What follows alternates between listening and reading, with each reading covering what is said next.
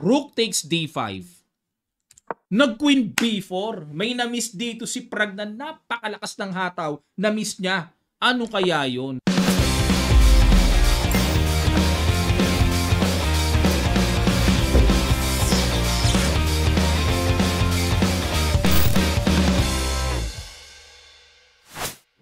Magandang araw sa inyong lahat mga kamatyas. Ngayon naman i-analyze natin ang naging bakbakang round number 5, Wesley So and Praggnanandhaa. Ito pong si Praggnanandhaa kapansin-pansin sa mga nakaraang tournaments, laging kasali yan. Kumpara kay Wesley, medyo marami pang na-absinan si Wesley sa mga malakasang tournaments eh. Ibig sabihin, mainit po si Praggnanandhaa. Si Wesley halos ngayon ko lang po nakitang naglaro uli, pero tingnan natin, uubra na ba siya sa lakas ni Wesley? Yan ang aalamin natin at sa end part po pakita ko sa inyong standing. Ang ginawa ni Wesley So nag D4, Knight F6 si Prag, C4, G6, G3, fianchetto system. At saan mauuwi ito? Ayun, King's Indian fianchetto na ito. Nag A5, interesting line by Prag. Dito po kasi ang madalas kong nakikita yung Knight C6, pauwi sa Pano variation, Knight BD7, pauwi sa Galagher variation. Pero dito nag A5, interesting line. Castle, Bishop F5 develop, nag Knight H4 para maistorbo kagad ang Bishop na yan. Bumalik, and nag B3. Yan ang new move, novelty ni Wesley. Dahil nakita nyo po yung mga arrows na ginawa ko, yan ang mga nagawa na. May bumalik Knight F3, may nag H3 lang, and may nag E4. Novelty sa chess.com opening database ang B3. Knight BD7, Bishop A3, another interesting oh. Nag-abang sa C5. Normally Bishop B2 lang yan eh. E5, kinapture, Knight takes E5, and the Queen C2, Knight C6, Rook A D1, develop, Bishop D7, H3, protection sa G4, at kahit papaano may extra room pasingaw sa King. Nag-Rook E8, develop, King H2, Knight B4. Ayan na. Umatake na si Prag.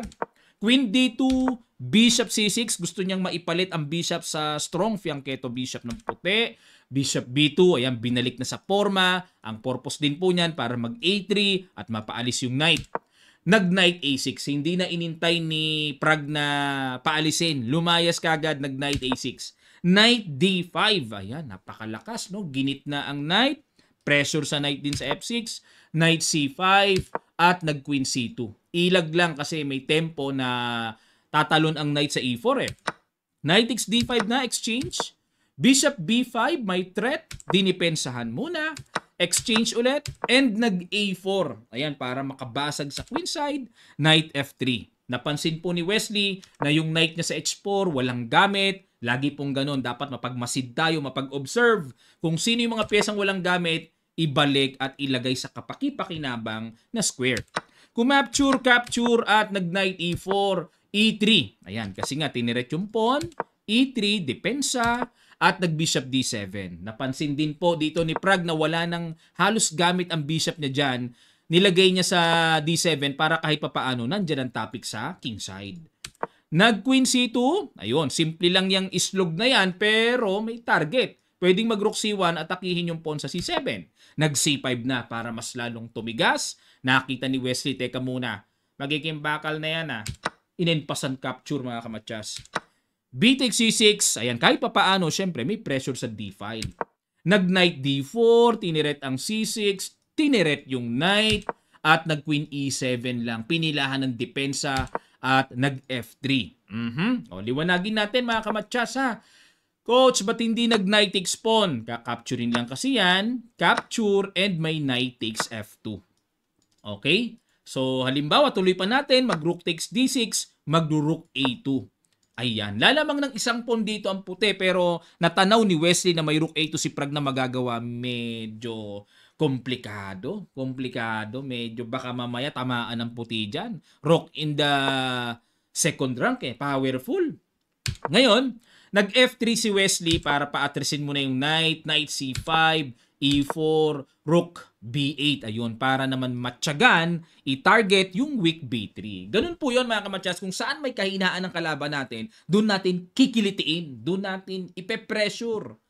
Nag F4, ayan na, bumubuelo si Wesley ng magandang timing to play E5 at mabuksan yung diagonal at nag-rook B4, ayan, pressure, and at the same time, rook B8, planning to pile up sa B file, mag-battery, nag-rook E3, inunahan na ni Wesley, talagang ipe-pressurize talaga yung pawn B3 niya eh. Nag-E5, D5 syempre para manatiling matigas ang pawn structure sa sentro. Yung nga lang may rook C3 at napaalis ng puwersahan, capture, and nag-rook C8 check para mabawasan, matrim. Kumbaga sa gupit, trim, rook takes D5. Ayun mga kamatyas. So dito po, lamang ng isang pawn si Wesley. Pero hindi nagustuhan ng computer engine ang pagkakakain niya ng tore sa pawn. Bad move ang nilagay at kitang-kita sa evaluation bar ang laki ng tinalon. Lamang si Prag. Winning kagad si Prag. Blunderacious pala ang rook D5 na yan. Dapat daw po ang ipangkain ay bishop. Equal evaluation bar. And kapag nag-rook B2 check, babalik lang. Pero teka muna mga kamatyas. Ano diferensya? Rook takes D5. Nag-queen B4. May na-miss dito si Prag na napakalakas ng hataw. Na-miss niya. Ano kaya yon? Sige po, ipag-guess ko sa inyo mga kamatyas. Ang ganda ng tira ni Prag, na-miss niya nga lang. Sa ilang sandali lang, tutuloy kagad natin. Start.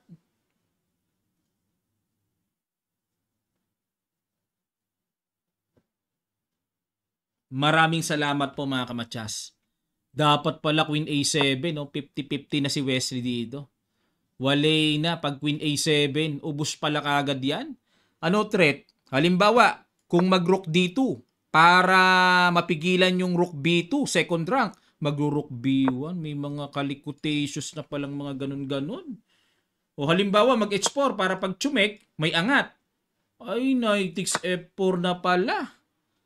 Hanep, may mga ganyan na pala. O sacrifice pag kinapture queen, G1 check. Oo nga pala, bubukas yung third rank.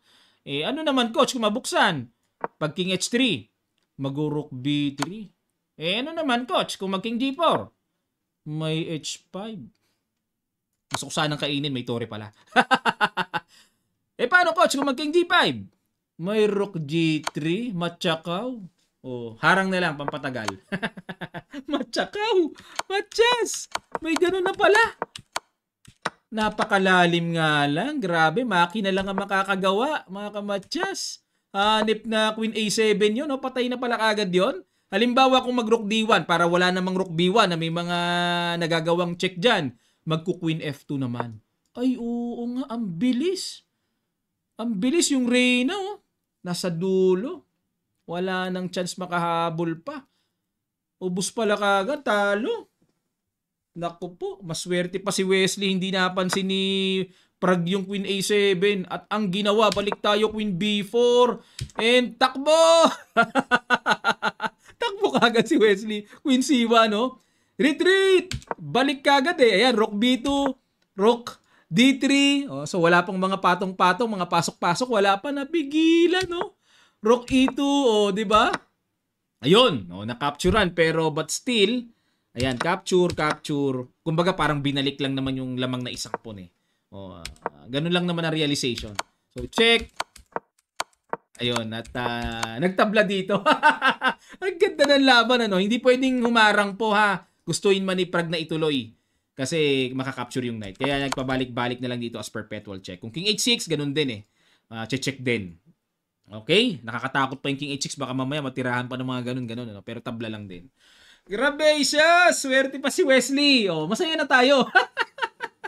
Kumpara sa matalo. Losing nga dapat eh. Pambihirski talaga. Oo. Ito po standing nila. Makibalita tayo. Sino na ba leading? Ayan, nangunguna. Si Fabiano pa rin. 3.5 points. Pragdananda, Gukes, 3 points. MVL, Wesley So, Nepo, Firusha, 2.5 points. Abdusatorov, Giri 2 points, and Bogdan 1.5 points. Yan po mga kamatyas, ang report na hatid natin sa round number 5. Aabangan naman natin ang kanilang round number 6. Ang alam ko po, rest day today, walang game mamaya, and bukas pa ang game.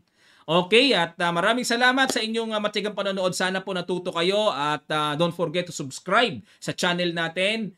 Marami pa pong hindi nakakapag-subscribe na nanonood. No? Baka nakakalimutan lang po, palambing naman. At Maganda yung mga ina-upload nating video endgame sa ating Facebook page Kamatsyas. Sa mga nagpapalakas ng endgame dyan, mag-follow na po kayo sa ating Facebook page Kamatsyas. Maraming salamat! Magkita-kita pa tayo sa mga susunod pang chess updates.